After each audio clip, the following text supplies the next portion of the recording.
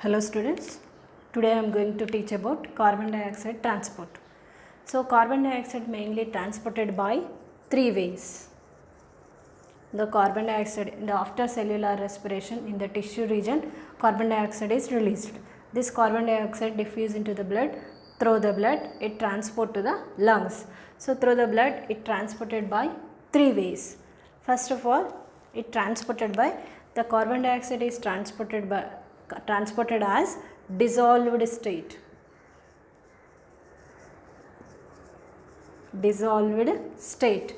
So only 7% of carbon dioxide, 7% of carbon dioxide. So very less amount of carbon dioxide is transported by this way. So here the carbon dioxide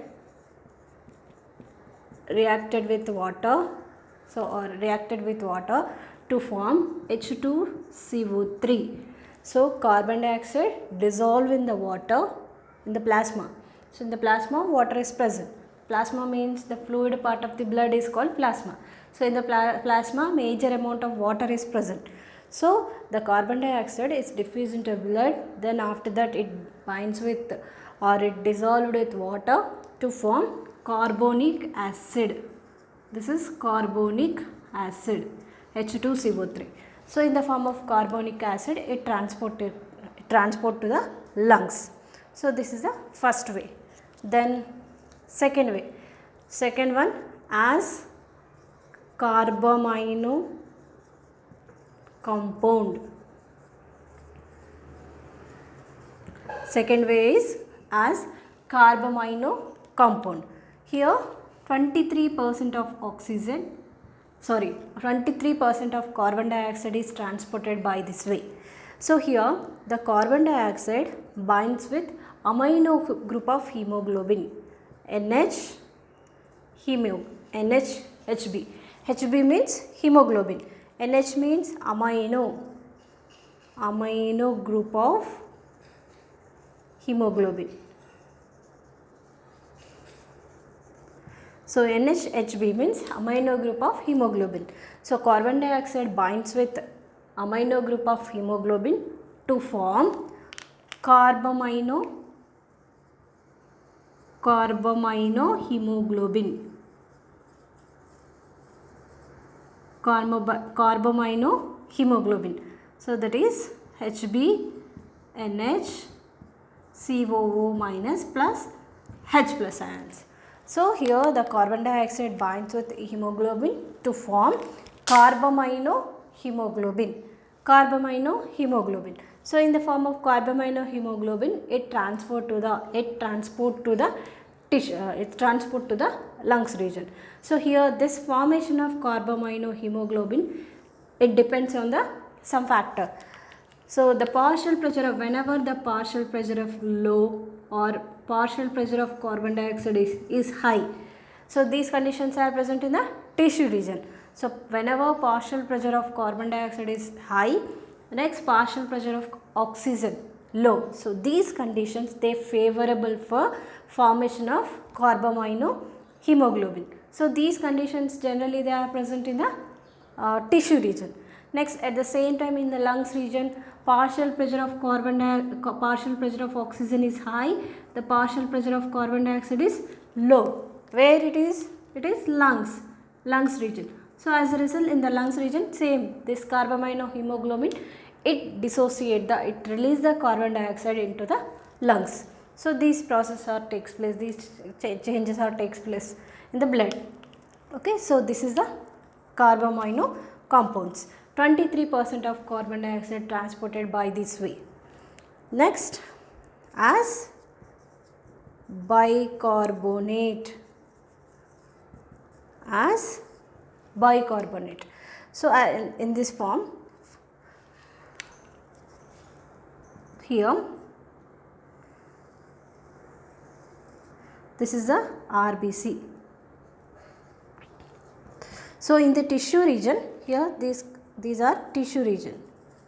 In the tissue region, the carbon dioxide released into the blood.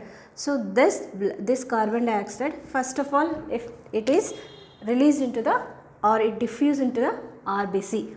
So whenever it diffuses into the RBC, this CO2 binds with water to form H2CO3, carbonic acid. So in the presence of enzyme is called carbonic anhydrase enzyme. Carbonic anhydrase enzyme. The carbon dioxide binds with water to form H2CO3, that is carbonic acid in the presence of carbonic anhydrase enzyme. So then after that, this H2CO3 is divides into H plus HCO3 minus ions. Here HCO3 minus means bicarbonate. So these bicarbonate ions are formed. Next, after the formation of bicarbonates, these HCO3 minus ions diffuse into the plasma. Through the plasma, they transport to the lungs region. So here the carbon dioxide is transported by the bicarbonate form. It transported to the lungs by the bicarbonate. Next, here one more very important phenomena takes place. What is that? Here this bicarbonate ions diffuse into the plasma. So here the bicarbonate is the minus charged ions. So whenever they released into the plasma, so what will happen here? The negative charged compounds. So as a result, what will happen in the plasma? Negative charge is increased. So what will happen? The ionic imbalances takes place. To overcome that problem, the chloride ions, same chloride ions are also having the negative charge. So the chloride ions released into the blood.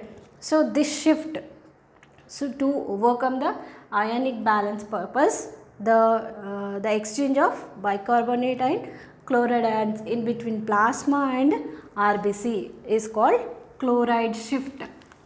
I will write here chloride shift. This is also called Hamburg's shift or Hamburg's phenomena. So which means, once again I will tell you, the exchange of bicarbonate and chloride ions, in between plasma and RBC. So this exchange is called chloride shift or Hamburg's shift. So these changes takes place in the tissue region. So now the bicarbonate released into the plasma. Next in the lungs region, whenever the bicarbonate reached to the lungs region, now bicarbonate is present in the plasma. So this bicarbonate now diffuse into the RBC. So this HCO3 again it binds with H plus to form H2CO3. So this H2CO3 again split into H2O minus H2O and CO2. So this CO2 released into the alveoli. So these changes takes place in alveolar region. So here also one more shift takes place. Here HCO3 minus ions enters into the inside. At the same time, chloride ions are also released into the outside. So this is also chloride shift. So in tissue region and alveolar region, in both region the chloride shift takes place. Mainly, what is the purpose of chloride shift? Mainly to maintain the ionic balance purpose. Okay. So this is about carbon dioxide transportation. So carbon dioxide is transported by three ways. This first one, dissolved state. Second one, carbamino compound as bicarbonate. In the dissolved state, only 7% of carbon dioxide is transported. Next, as bicarbonate compound, 23% of carbon dioxide is transported by this way. Next, as bicarbonate, 70% of carbon dioxide is transported by this way, by bicarbonate, in the form of bicarbonate. Next, 100 ml of blood can transport the 4 ml of carbon dioxide. 100 ml of blood can deliver the or can transport the 4 ml of carbon dioxide. Okay, so this is about carbon dioxide transportation.